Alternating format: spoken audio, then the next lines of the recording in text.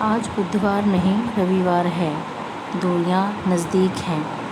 भाग 5 नज़दीकियाँ। कितनी गोलियां खाई हैं तुमने? डॉक्टर ने रीता से पूछा। यही कोई लगभग 70 या 72, रीता ने जवाब दिया। कोई 8 या 10 ही खाई होंगी सर। सुमित ने रीता की बात को काटकर जवाब देने की कोशिश की, पर रीता ने जोर देकर कहा कि नहीं, मैंने खाने से पहले गोलियों की गिनती की थी। मुझे अच्छे से याद है, वो 72 या उससे ज़्यादा गोलियां होंगी। डॉक्टर उसका जवाब सुनकर थोड़ा हैरान था। डॉक्टर ने रीता से पूछा, आखिर तुम्हारी गोलियां खाने के पीछे की वजह क्या थी? इससे पहले कि रीता जवाब दे पाती, यहाँ पर भी सुमित ने उसकी बात को काट कर जवाब दे दिया। सर, इसे लग रहा है कि मेरा कहीं और अफेयर चल रहा है, जबकि ऐसी बात नहीं थी। रीता ने गुस्से से, नाराज़गी से सुमित की तरफ देखा, क्योंकि वो एक साइकेट्रिक के पास गए थे और वो उनसे अपनी परेशानी खुद से बता सकती थी। वैसे भी ऐसे समय में रीता नहीं चाहती थी कि सुमित उसकी बातों का उसका असिस्टेंट बनकर जवाब दे। खैर, डॉक्टर ने उनकी बातों के आधार पर ही रीता को दवाइयाँ लिख दी थी, जो कि रीता को मंजूर नहीं हुआ। घर वापस आकर सुमित ने रीता की दवाइयों की जिम्मेदारी अपनी माँ पर सौंप दी। उसने अपनी माँ से कहा कि अब हम कुछ दिन यहीं पर रहेंगे, मैं यहीं से काम पर चले जाया करूँगा। अब रीता सुमित से ना तो बात करना चाहती थी, ना ही शिकायत। यहाँ तक कि उसका घर भी अब उसे कैद खाना लगने लगा था, जहाँ पर वो खुलकर सांस भी नहीं ले सकती थी। उसके साथ हर समय उसके साथ आसपास मंडराती रहती थी उसकी सास। वो अपने हाथ से उसे दवाई खिलाकर जाती। दवाइयाँ खाने के बाद रीता की हालत सुधरने की बजाय बिगड़ने लगी थी। वो या तो सारा दिन सोती या फिर पुरानी सभी बातों को याद करके खुद ही बड़बड़ाती रहती। उसने एक बार सुमित को बताया भी कि उससे दवाइयाँ सूट नहीं कर रही हैं। सुमित ने इतना कहकर बात ख़त्म कर दी कि डॉक्टर पागल नहीं है, और ऐसा काम किया है तो दवाई खानी ही पड़ेगी, क्योंकि जो काम तुमने किया वो एक नॉर्मल इंसान नहीं करता। उसकी सास जब तक उसके सिर पर खड़ी रहती, जब तक वो दवाई नहीं खा लेती। फिर एक दिन रीता को उसकी बड़ी बहन का फ़ोन आया। इस बात का जिक्र उसने अपनी बड़ी बहन से भी किया।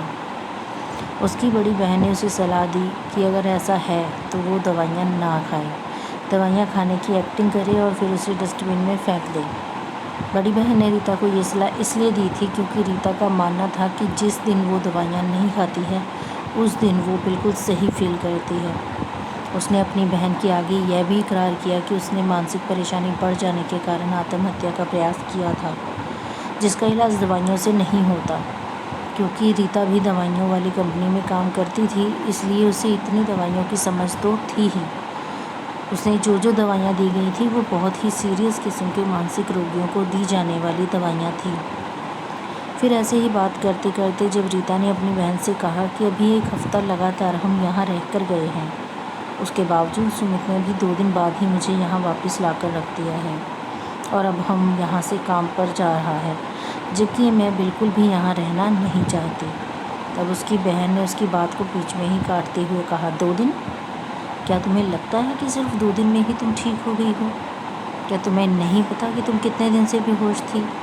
क्या तुम्हें पता है आज क्या वार है? रीता ने हैरान होते हुए अपनी बहन से कहा, शायद बुधवार होगा। उसकी बहन ने गुस्से से पूछा, क्यों? आखिर क्यों आज बुधवार होना चाहिए? रीता ने कहा, क्योंकि सोमवार को हम घर से वापस आए थे और मैंने मंगलवार को गोलियां खाई। आज बुधवार, ये मुझे वापस यहाँ ले आए। तब उसकी बहन ने उसे गुस्से से जवाब दिया, आज बुधवार नहीं रविवार है। ये जो कांड तुमने किया है, तुम्हें पता भी है 6 दिन लगातार बेहोश रही थी तुमने जिस दिन गोलियाँ खाई थी, मुझे उसी दिन घबराए हुए सुमित ने फ़ोन करके बता दिया था।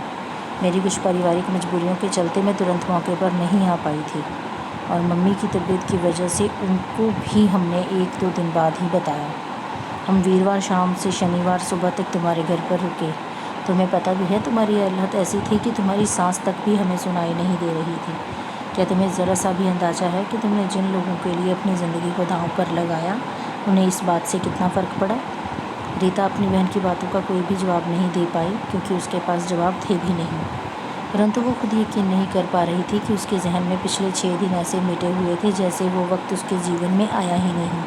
क्योंकि अभी तक वो वही सोच रही थी कि उसने मंगलवार को गोलियां खाई और बुधवार को उसे होश आ गया। इस बात को सहजता से लेना उसके बस के बाहर हो रहा था, क्योंकि अब उसे समझ में आ रहा था कि उसके होश में आने के बाद सबने उसके साथ ऐसा बर्ताव क्यों किया। कहानी जारी रहेगी। आपको इस कहानी के भाग कैसे लग रहे हैं कृपया कमेंट में बताते रहिए। अगले लेख के लिए फिर मिलेंगे। तब तक के लिए नमस्कार। आपकी रजनी। कहानी पढ़ने सुनने के लिए धन्यवाद।